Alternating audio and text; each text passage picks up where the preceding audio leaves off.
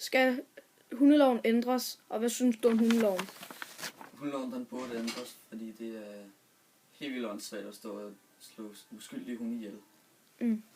Godt. Spørgsmål 2. Har du selv hund? Ja, Hvor mange? 2. Hvad race? Bulldog, engelsk. Det er jo også sådan en forholdsvis stor og stærk hund, er det ikke? Jo, en af dem. Den anden, det er en lille hund med et unormalt stort gebis.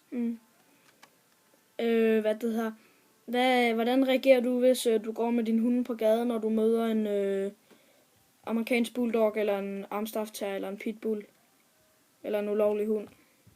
Hvordan reagerer du så? Jeg går bare videre, og sådan, den har jeg ikke set før.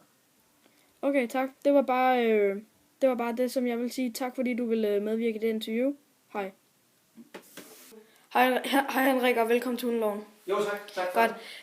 Vi har tre spørgsmål, jeg vil spørge dig om. Er du klar? Ja, det er Godt. Spørgsmål nummer 1, det er, hvad synes du om hundeloven, og synes du, den skal ændres?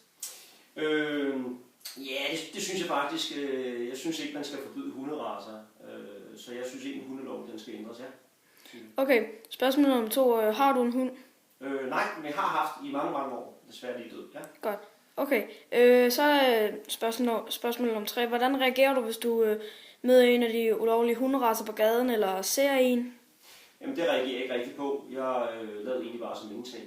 Som sagt, så synes jeg tror ikke på, at der er nogle hunde, der er værre end andre. Jeg tror på, at det er mange på opdragelse. Ja. Så måske et hundekørekort ville have været en rigtig løsning. Ja, okay. Godt. Tak, det var det. Tak for det.